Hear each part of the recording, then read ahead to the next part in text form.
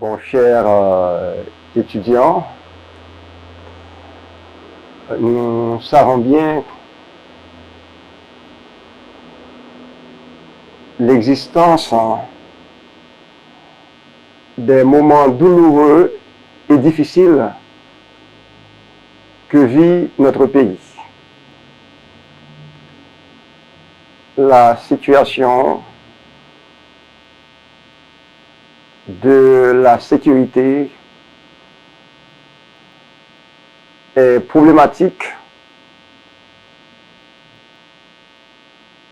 Elle donne du fil à retordre.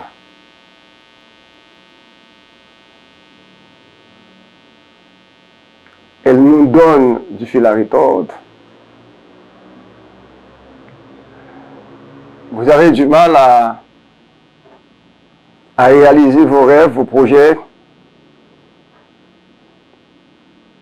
au cœur de cette violence qui frappe quotidiennement les hommes et les femmes d'Haïti. Et c'est dans ce contexte que j'ai choisi de vous présenter quelques thèmes de la psychologie humaniste.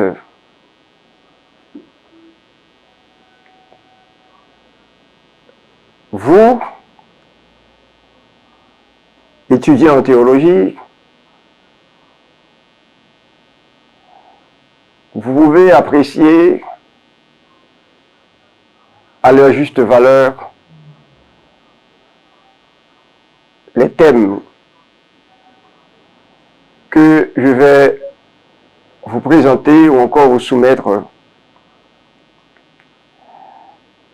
Et ces thèmes visent à vous aider à entrer dans votre vocation de chercheur, votre vocation de théologien, votre vocation de futur pasteur, votre vocation de leader religieux. Je pense que cette matière, la psychologie humaniste, peut vous aider à réaliser votre vocation. Et c'est quoi la psychologie humaniste?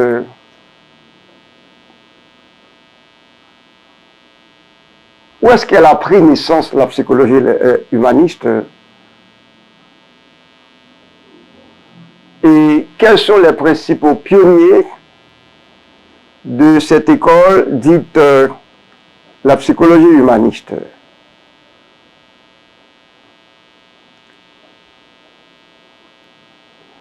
Le mouvement de la psychologie humaniste est né principalement aux États-Unis dans les années 60. Ce mouvement, la psychologie humaniste, a été fondé par des psychologues universitaires qui n'adhéraient pas à un autre mouvement de psychologie qu'on appelle le comportementalisme. Je reprends, qui s'appelle le comportementalisme ou encore le behaviorisme, qui était dominant dans les universités et les revues scientifiques. Donc, la psychologie humaniste est une réponse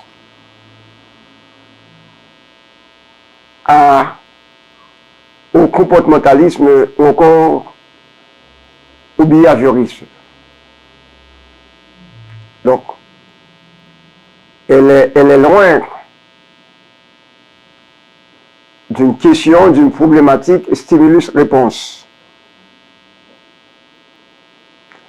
la psychologie humaniste reprochait à ces psychologues, c'est-à-dire ces psychologues qui font partie de ce mouvement qu'on appelle le comportementalisme et le behaviorisme, en fait, d'être mécaniste, c'est-à-dire de faire de l'esprit une boîte noire et donc de négliger la subjectivité et la question de sens qui pour eux constitue la base, l'essence, E2SEN, SEN, c'est l'essence de l'être humain. Donc, les behavioristes ou bien les comportementalistes considèrent qu'ils font de l'esprit une boîte noire et c'est rempli puis on remplit boîte noire ça. Ouais. Boîte noire ça ou conditionné. Ouais, il y a stimulo, il y a bagay et puis il y a attendre une réponse déterminée à ça. Ça veut dire question subjectivité, hein, question sujet comme tel, il ne faut pas prendre au sérieux. Mais la psychologie humaniste va avoir aussi des problèmes avec la psychanalyse freudienne. Et parce que il y a une forme de déterminisme également dans la psychanalyse freudienne qui fait de l'homme le produit de ses pulsions et de son histoire. Et donc tourner vers le passé, tourner plus vers le passé que vers le présent et le futur. Avec psychanalyse Faudelac, accent pour le mettre plus accent dans le passé maintenant. Et nous prenons une importance capitale à pulsion maintenant, à sexualité maintenant. Et nous prenons chercher un bon élément dans le passé maintenant pour expliquer le comportement. Je dis, nous prenons dans le passé maintenant. Donc, nous ne pas mettre tellement accent sur le présent maintenant, sur ça maintenant vivre là, et sur l'avenir maintenant. Et l'accent est mis sur le passé de l'individu. Et dans la psychanalyse, elle est centrée sur les troubles psychiques inconscients hérités de l'enfance. Donc, on va accorder une importance capitale à ce que certains appellent la petite enfance. Donc, tout sera déterminé par la petite enfance. Loi psychanalyse, ça va intéresser le plus. Qui sont vives lors des pitiés? Il va mettre un peu l'accent sur qui sont vives. Depuis lors tout petit, right? Sortez vivre dans la famille, sortez vivre dans l'école. Parce que pour nous-mêmes, une bonne bagaille qui peut passer au pied devant, il est déterminé par sortir vivre dans ça.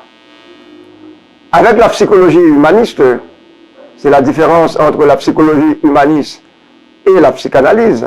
La psychologie humaniste et la psychologie comportementale. Ok?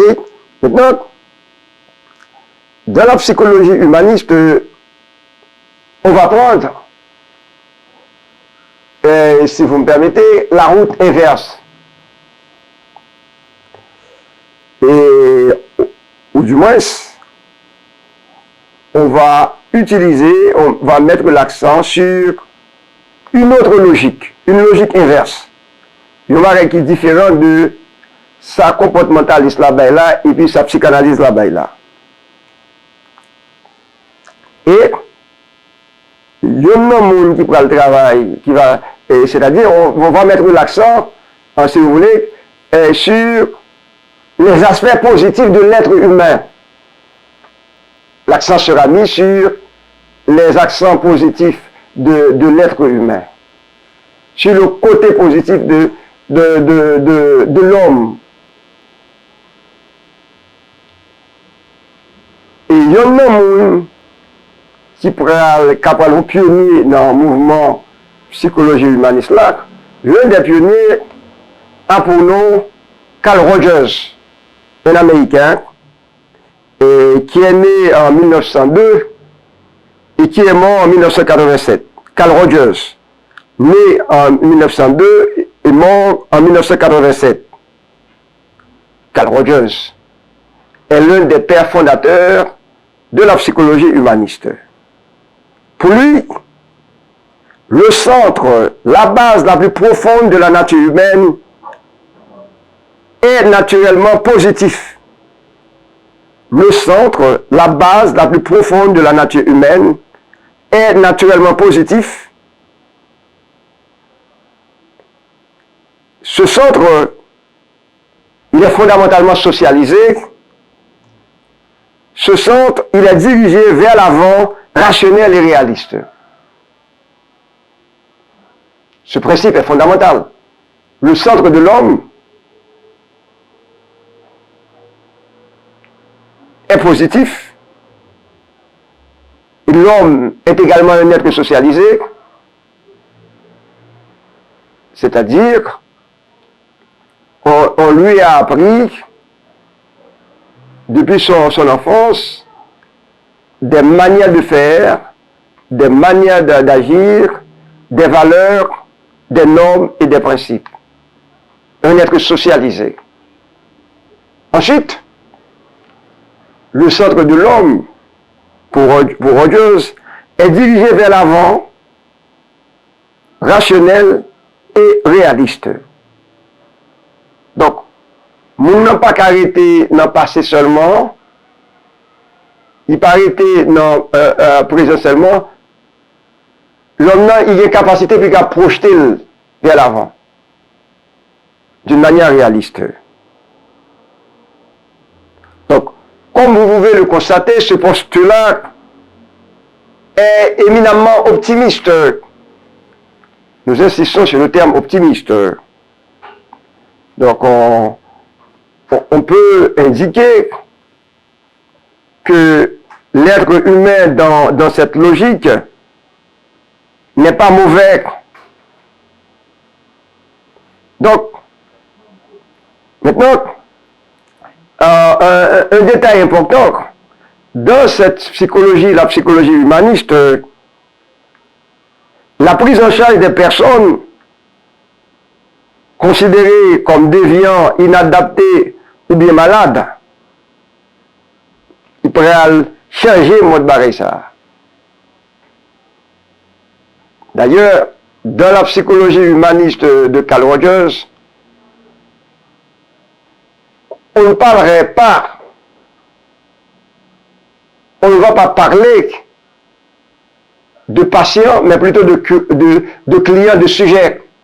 Donc, dans la psychologie humaniste là, nous que considérés comme déviants avec un vocabulaire négatif, nous pouvons le considérer comme sujet. Et dans cette philosophie, la philosophie de Carl Rogers,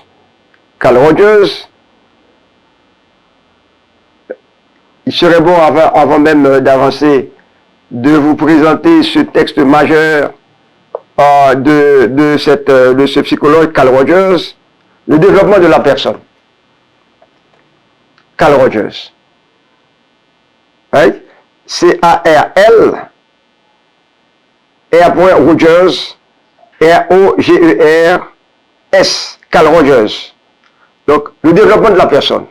C'est un texte fondamental pour tous ceux et toutes celles qui veulent entrer dans la pensée du grand psychologue Carl Rogers. Vous avez également ce texte fondamental, liberté pour apprendre. Ouais. Parce qu'il y a certains auteurs certains pédagogues qui vont utiliser la théorie, la philosophie de Carl Rogers dans le processus, dans tout processus d'éducation. Il y a aussi ce texte, vous voyez, un manifeste personnaliste, fondement d'une politique de la personne. Un autre texte majeur de la psychologie, la philosophie de Carl Rogers. Enfin, pour ceux qui s'intéressent à la dynamique des groupes, ceux qui travaillent avec les groupes, il y a ce qu'on appelle les groupes de rencontre, animation et conduite de groupe. Donc, dans ce texte, vous avez des éléments utiles pour animer des groupes dans la logique, je dirais, rogérienne. Donc, parce que pour Carl Rogers, toute personne a naturellement une orientation positive. C'est le point de départ. L'orientation positive de la personne. De ne pas partir que mon nom c'est un timonier, il paraît incapacité pour l'apprendre, etc. Il faut toujours être dans d'elle pour le faire. Non. Dans l'approche humaniste là, ce qui est privilégié, c'est-à-dire que l'homme, toute personne a naturellement une orientation positive, l'envie d'apprendre, l'envie de s'autonomiser. Ouais. Moun nan, yo parti que moun nan, il a un désir pour le capable apprendre. Il a un désir tout pour le vivre tant que monde, pour le vivre autonome.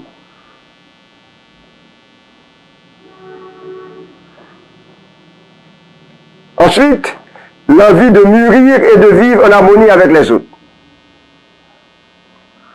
Certes, on peut toujours questionner ce postulat de Carl Rogers.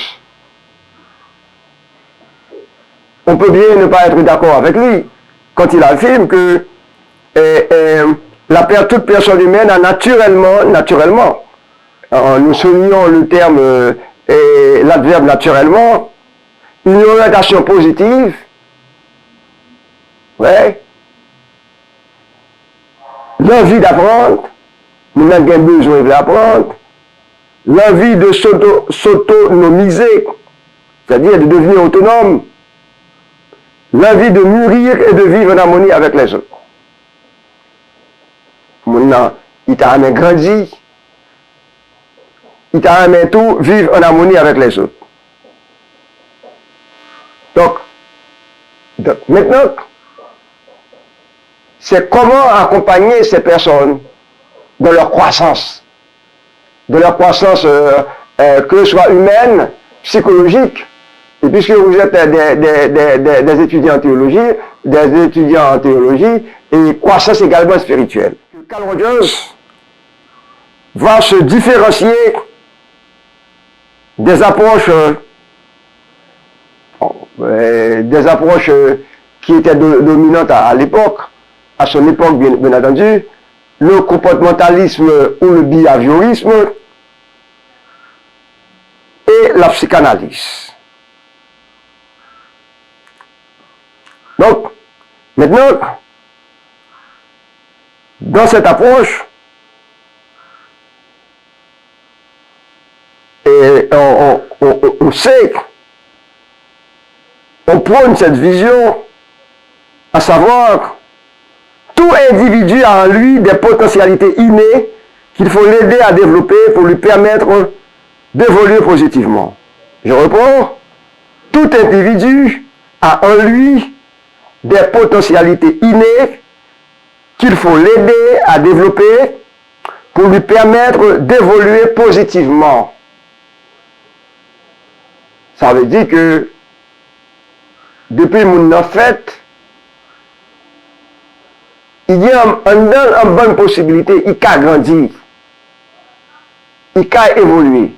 Maintenant, le rôle de l'éducateur ou du psychologue, c'est lui donner un environnement pouvant l'aider à développer ses potentialités, à développer ses capacités.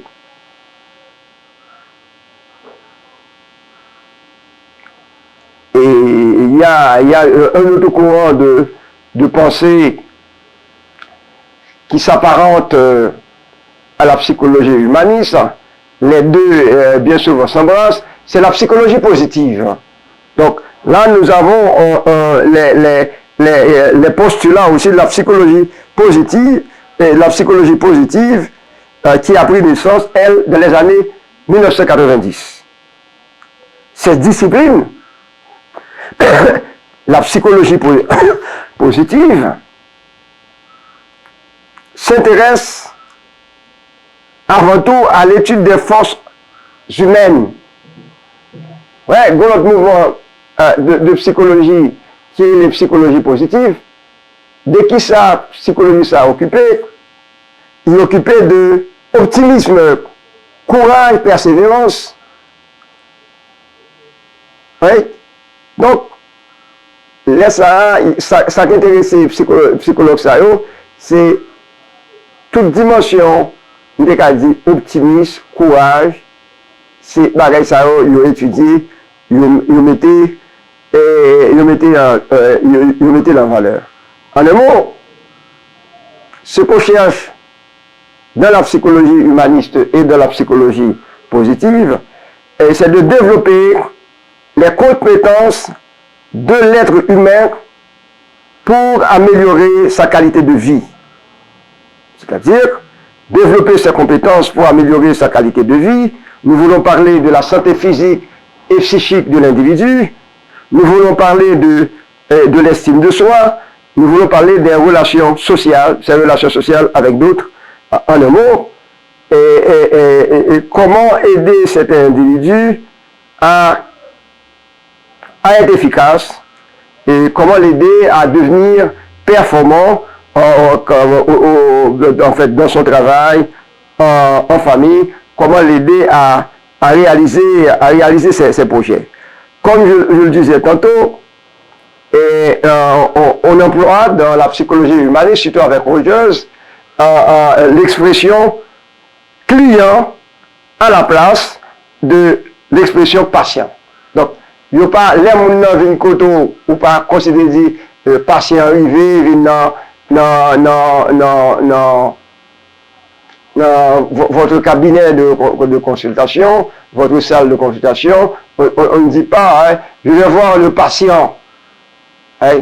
Maintenant, la psychologie humaniste, là, il va remplacer patient par client. Donc, là, maintenant, on intervient, du coup, une nouvelle conception des soins. Donc, parce que, dans cette psychologie, le sujet est actif, le client est actif, il vient avec une demande précise et tente de s'approprier la démarche thérapeutique. Donc, et ça, et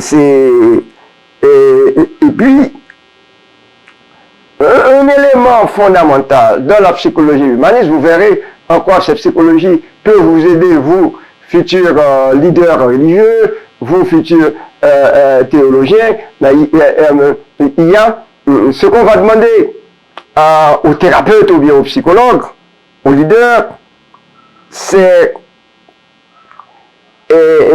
d'avoir une grande capacité d'écoute.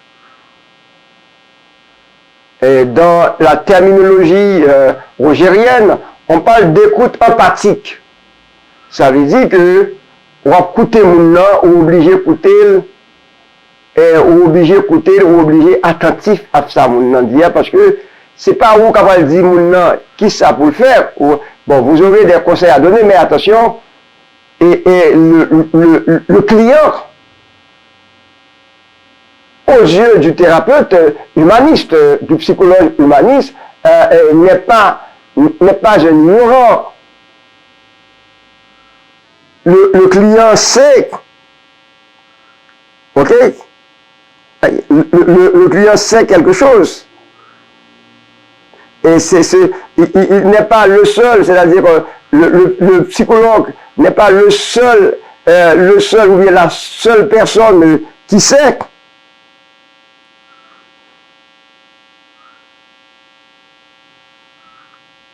Qui sait, n'est pas la seule personne qui peut comprendre, n'est pas la seule personne qui sait analyser, qui peut analyser. Mais le client, il sait, il doit savoir écouter, il accompagne. Donc, en gros, pour Carl Rogers, psychologue humaniste, le psychologue ou le thérapeute doit se définir par ces trois attitudes fondamentales. Premièrement, l'authenticité. Faut moun cap accompagner moun clair avec tête li, l'authenticité. L'authenticité. Faut le cap clair avec tête li, c'est-à-dire faut le cap cohérent avec lui-même. Faut qu'il ait capacité de communiquer avec lui-même. Ensuite, le regard positif est conditionnel. C'est-à-dire, le regard positif est conditionnel. Ça veut dire que les monde dans une koto ou pas fait ou pas fait même. Faut commencer à porter un jugement sur le monde. Le regard positif et conditionnel, c'est absence de jugement. Ou pas les comme psychologue.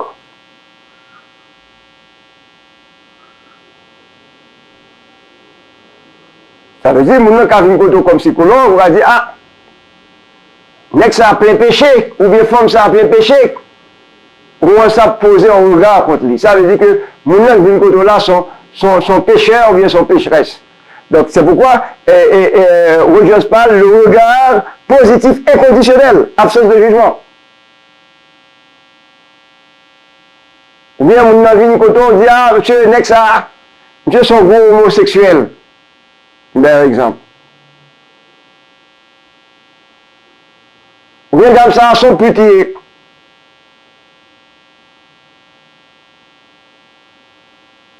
Son monde qui a passé vite dans la position.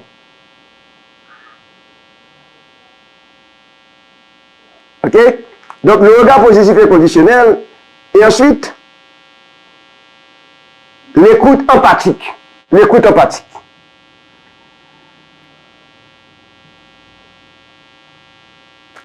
Donc, écoute empathique là, c'est essayer de mettre en place maintenant. Écoute empathique. Ça va dire que vous pouvez faire ça mon dit, non? Ça veut dire que vous acceptez mon non? Non?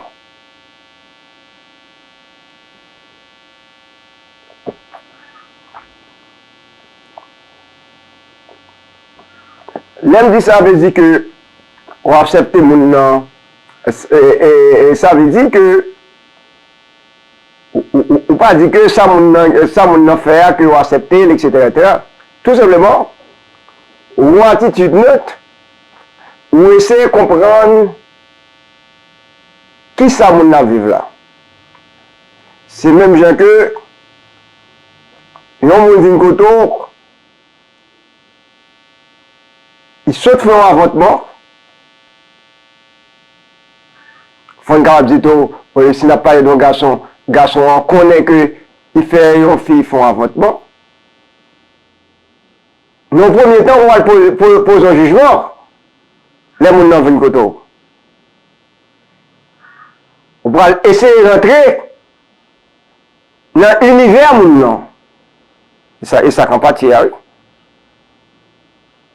Et ça demande une bonne maturité de la part, ça me déclaré, et psychologue là, ou bien pasteur. Vous comprenez d'abord. Ouais, écoute empathique. Et tu n'as pas le droit de prendre, tu n'as pas le droit, vous n'avez pas le droit de prendre position. Écoute empathique. On va essayer comprendre d'abord. Alors, cette approche, en général, bon, dans la terminologie du psychologue Carl Rogers, on l'appelle approche centrée sur la personne. Contrairement au behaviorisme, contrairement à la psychanalyse, c'est l'approche centrée sur la personne. Donc la personne est le centre. Et l'approche centrée sur la personne, et on l'appelle aussi, surtout en éducation, approche non directive. Il y a certains spécialistes en communication sociale qui utilisent cette approche, l'approche non directive. Il y a certains professeurs qui peuvent utiliser cette approche non directive. Mais attention, on n'est pas obligé d'être d'accord avec Carl Rogers. Ça veut dire une approche non directive là, ou qu'a tellement fait étudier en confiance, ou pas faire pression sur eux-mêmes, ou faire confiance à leur capacité, à leur autonomie. Donc, ou pas faire pression sur eux-mêmes, il y a qu'à faire bagaille par eux-mêmes, il y a fait, ça me dit, ils ont expérience de la liberté. La question, nous avons posé nous, est-ce qu'on a fait approche non directive là, toutes les? On va enseigner. Ouais. Qui est pour faire pression, qui ne va pas faire pression. Et avec quel groupe de monde. En fait, cette question mérite d'être débattue. Mais en un mot, dans cette approche, il y a une grande confiance qui est faite au sujet. C'est même, j'aime d'avoir dit que nos familles, des maman, des papa, des petits monde, bon, grande confiance qui fait, on bâtit une liberté, il fait le fait, etc. Donc, c'est la confiance. Bon. De toute façon, il s'agit, bon, de faire confiance à la personne et de croire en ses potentialités. Donc, je viens terminer cette première introduction et avec ces mots. Donc, toute personne, selon Rogers et selon la psychologie humaniste, toute personne naît avec le désir d'apprendre, de développer son potentiel, de faire ses propres choix. Toute personne naît avec le désir d'apprendre, de développer son potentiel, de faire ses propres choix. Merci et à la prochaine. C'était avec vous, Dr. Hérold Tessin.